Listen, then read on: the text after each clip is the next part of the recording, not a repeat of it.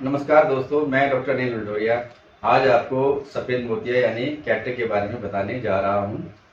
भगवान ने हमारी आंख में एक लेंस लगाया हुआ है जिसे हम नेचुरल लेंस बोलते हैं। तो लाइट इस लेंस के आर पार आती है और जाती है, तो उससे इमेज यानी कि फ़ोटो आंख के पर्दे पे यानी कि रेटिना के ऊपर बनती है। जब ये फ़ोटो रेटिना में बनती है तब इंसान को नज़र आता है।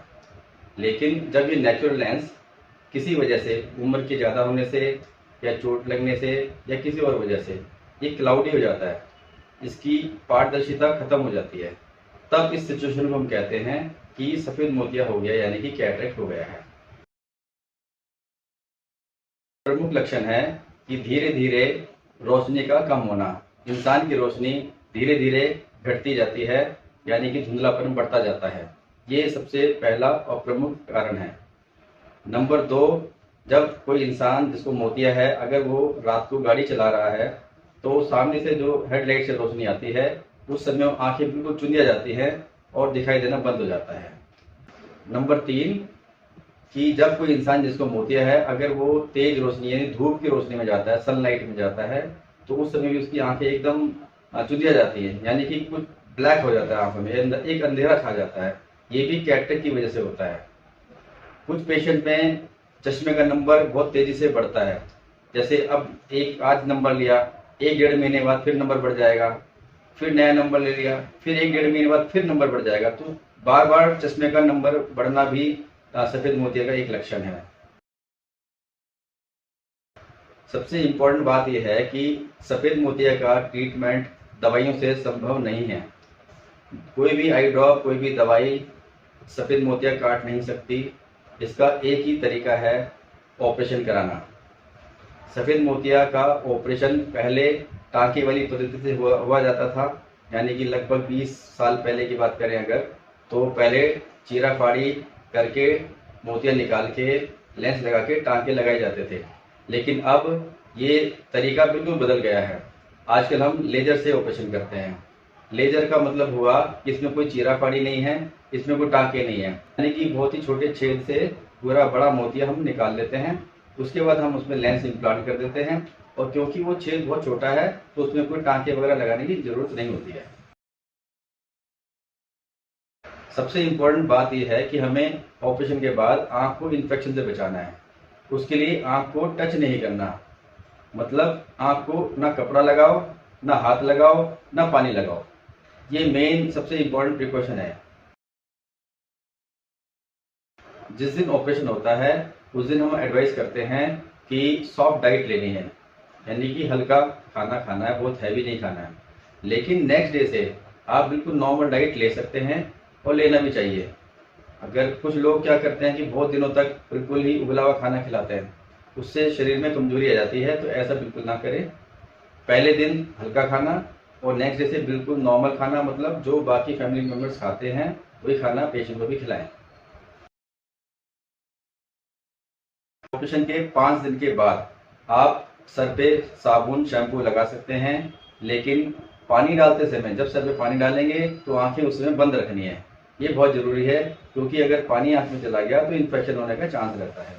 और दूसरी बात यह है कि कुछ लोग ये भी पूछते हैं कि पानी की छींटे कब मारने हैं। तो पानी के छींटे मारने हैं 1 महीने के बाद।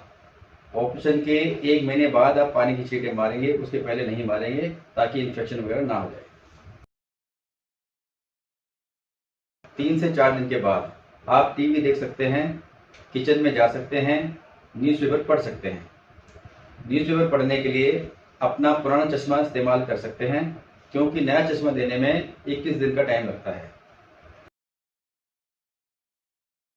ऑपरेशन के बाद हम लोग ये कहते हैं कि जिस साइड का ऑपरेशन हुआ है उस साइड में करवट नहीं लेनी है, लेकिन 2 दिनों तक नहीं लेनी है।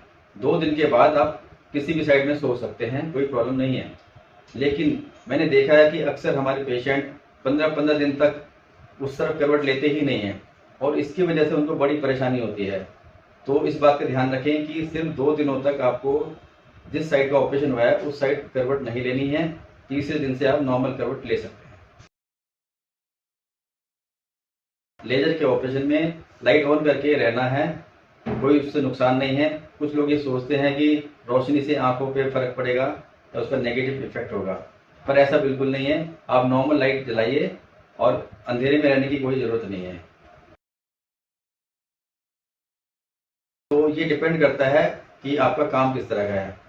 जिन लोगों को ऑफिस में बैठना है या ऐसी शॉप में बैठना है जहाँ पर हवा वगैरह नहीं आ रही है, तो उस समय इस तरह के कामों में तो आप 3 से 4 दिन के बाद ऑफिस जा सकते हैं। लेकिन जिन लोगों का काम फील्ड में है, मार्केटिंग का काम है या फील्ड में रहना है या ड्राइविंग करनी है, तो उनको हम ये सजेस्ट करते हैं कि कम से कम 1 हफ्ते बाद वो अपने काम पे जाएं। पहले 7 दिनों तक काला चश्मा हर टाइम लगाना है, घर के अंदर भी, घर से बाहर भी। लेकिन 7 दिनों के बाद घर के अंदर काला चश्मा लगाने की कोई ज़रूरत नहीं है। लेकिन जब घर से बाहर निकलेंगे तो 1 महीने तक हमें काला चश्मा पहनना है, ताकि धूल मिट्टी से बचाव हो सके। धूल मिट्टी से इन्फेक्शन होने का बहुत हाई चांस होता है, इसीलिए हम ये बोलते हैं कि काला चश्मा घर से बाहर जाते समय जरूर पहनना है 1 महीने तक। 1 महीने के बाद आपको उतारना है। सबसे इम्पोर्टेंट बात, जब किसी को मोतिया हो जाए, पता चल जाए कि मोतिया है और उसका डेली रूटीन का काम करना अफेक्ट होने लग जाए, यानी कि उनका जो रोजमर्रा का काम है अगर वो नहीं कर पा रहे हैं, धुंधलापन आ रहा है, परेशानी हो रही है, तो इसका मतलब हुआ कि अब टाइम आ गया ऑपरेशन कराने का। पहले जमाने में क्या होता था कि जब मोतिया पकेगा, पकना मतलब हो गया ब्लाइंड, पेशेंट को दिखना बंद हो गया। जब मोतिया पकेगा तब उसका ऑपरेशन होता था, क्योंकि उसमें चीरा फाड़ी और टाँके लगाए जाते थे। अब बिल्कुल उल्टा हो गया, अब हम करते हैं लेजर से। हमें लेजर से मोतिया को मेल्ट करना होता है, पिघलाना होता है, फिर उसको निकालते हैं। तो लेजर से वो मेल्ट नहीं होगा तो हम उसको निकाल नहीं पाएंगे, तो कॉम्प्लिकेशन होने के ज़्यादा चांस रहते हैं। तो सबसे इम्पोर्टेंट बात यह है कि अगर मोतिया हो जाए तो टाइम पे ही उसका ऑपरेशन कराना है, लेट नहीं करना है। ये बहुत इम्पोर्टेंट बात है। ये जो ऑपरेशन है 10, 15, 20 मिनट का है, बिल्कुल छोटा सा ऑपरेशन है। इसमें पेन बिल्कुल नहीं होता है, इसमें हम इंजेक्शन नहीं लगाते, ड्रॉप डाल देते हैं, उसकी वजह से आंख सून हो जाती है और पेनलेस प्रोसीजर होता है।